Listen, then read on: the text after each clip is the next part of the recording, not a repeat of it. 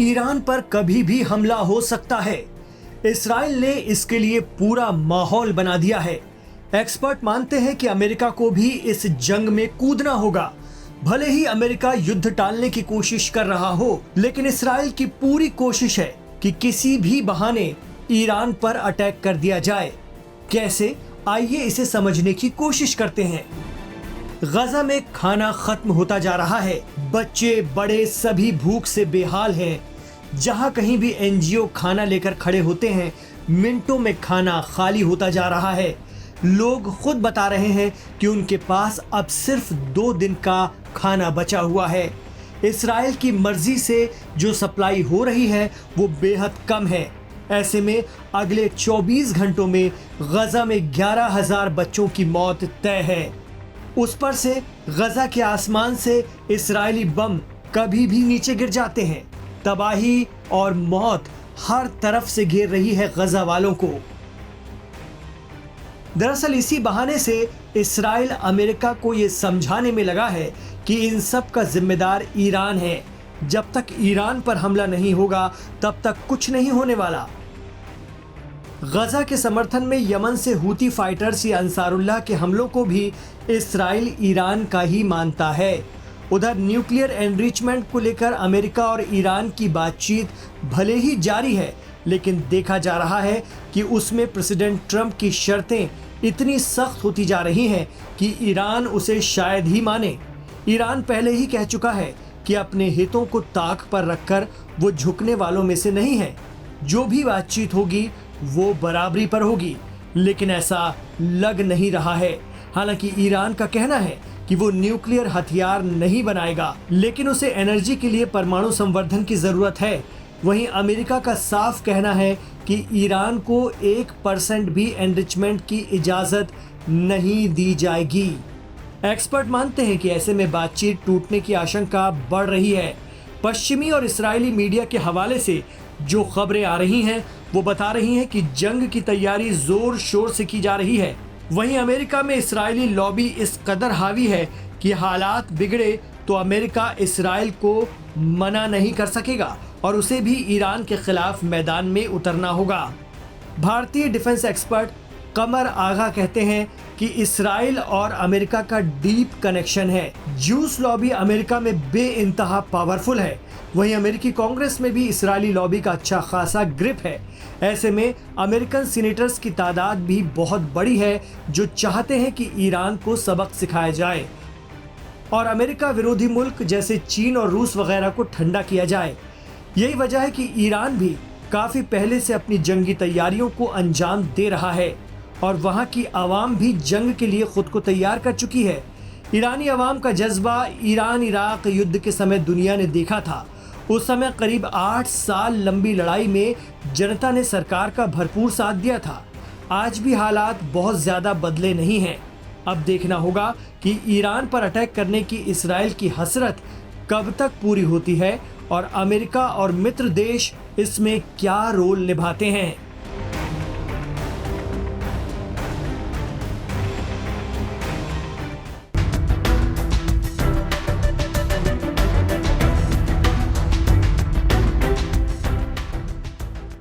Iran और America के बीच परमाणु मसले पर बातचीत चल रही है, लेकिन 5 चरणों की बातचीत होने के बाद भी दोनों पक्ष किसी अंतिम निर्णय पर नहीं पहुंच पाए हैं। रोम में चल रही बातचीत विफल तो नहीं हुई है, लेकिन किसी नतीजे पर भी नहीं पहुंची है। इसी बीच ईरान की इस्लामिक रिवॉल्यूशनरी गार्ड कॉर्प्स यानी पासदाराने इस्लाम ने अपने दुश्मनों को नई धमकी दी है। उन्होंने इसराइल या इस्लामिक गणराज्य के अन्य दुश्मनों के संभावित हमले को लेकर अपनी तैयारी की पुष्टि की। IRGC ने कहा कि उनकी तैयारी इस वक्त पूरी है और वे दुश्मन के किसी भी हमले का जवाब देने के लिए पूरी तरह से तैयार हैं। IRGC ने अपने बयान में कहा, हमारे दूसरे सशस्त्र बलों के साथ मिलकर हम किसी भी कार्रवाई के लिए तैयार हैं। हम दुश्मन की किसी भी शत्रुतापूर्ण कार्रवाई के लिए पूरी तरह से तैयार हैं और ऐसी कार्रवाई के लिए भी तैयार हैं जो निर्णायक होगी और दुश्मन की कल्पना से परे होगी। ईरान के युवाओं ने इसे अपने इतिहास से सीखा है। जल्द ही क्षेत्रीय राष्ट्रों और इस्लाम के सैनिकों का शक्तिशाली हाथ ज़ाविनी भ्रष्टाचार यानी इसराइल पर पड़ेगा, जिससे पूरे क्षेत्र में शांति और स्थिरता की हवा बहेगी। IRGC ने इस बात पर जोर दिया कि उनकी रक्षात्मक स्थिति सभी इलाकों में फैली हुई है। उन्होंने अपने बयान में इसराइल और अमेरिका को संयुक्त रूप से चेतावनी दी। उन्होंने साफ किया कि दुश्मन की किसी भी कार्रवाई का जवाब केवल और केवल बल से दिया जाएगा और इलाके में शक्ति संतुलन को बदल दिया जाएगा। दरअसल IRGC ने ये चेतावनी ईरान इराक युद्ध के दौरान खुर्रम शहर की मुक्ति की वर्षगांठ के अवसर पर दी।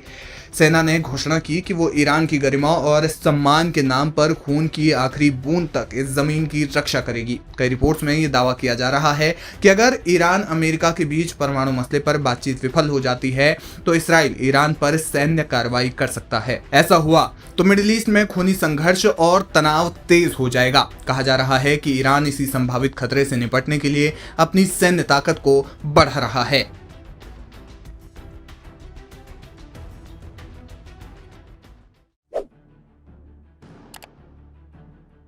ईरान और इसराइल के बीच संघर्ष की आशंका बढ़ गई है। कहा जा रहा है कि अगर अमेरिका और ईरान के बीच परमाणु वार्ता विफल हो जाती है तो इसराइल ईरान पर हवाई हमले कर सकता है। वहीं ईरान भी इसके लिए पूरी तैयारी कर चुका है। जी हाँ, संभावित संघर्ष की आशंका के बीच ईरान ने अपने सबसे खतरनाक ड्रोन दुनिया के सामने पेश कर दिए हैं। ईरानी टेक्नोलॉजी से बनी ये ड्रोन उनकी आसमानी ताकत को कई गुना बढ़ा देते हैं। ईरान के ये नए ड्रोन है होमा, दिदेबान और शाहीन 1 FPV ड्रोन। इस वीडियो में हम जानेंगे कि इन ड्रोन से इसराइल को क्यों खतरा हो सकता है और क्या है इन तीनों ड्रोन्स की ताकत। कहा जा रहा है कि ये तीनों ड्रोन ईरान में अब तक की सबसे विकसित टेक्नोलॉजी से बने हुए हैं। खास बात यह है कि ये तीनों ड्रोन VTOL यानी वर्टिकल टेक ऑफ लैंडिंग तकनीक से लेस हैं, जिससे इसे रनवे की जरूरत नहीं पड़ती और किसी भी मिशन के लिए ये ज्यादा तेज हो जाते हैं। इन्हें दक्षिण पूर्वी ईरान में सेना के एक हवाई अड्डे पर प्रदर्शित किया गया। होमा ड्रोन, इस ड्रोन में वर्टिकल टेक ऑफ लैंडिंग है। ये इसे रनवे की आवश्यकता के बिना उड़ान भरने में और उतरने में सक्षम बनाता है, जिससे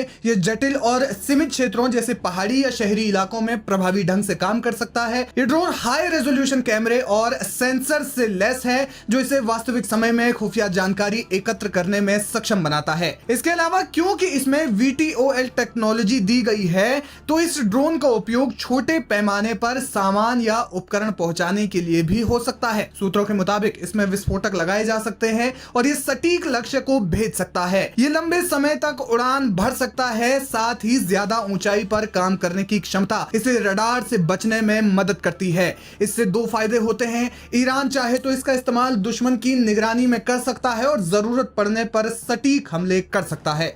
दिदेबान ड्रोन, इस ड्रोन को खास तौर पर दुश्मन के इलाके में निगरानी के लिए तैयार किया गया है और इसलिए इसका नाम भी वही रखा गया है।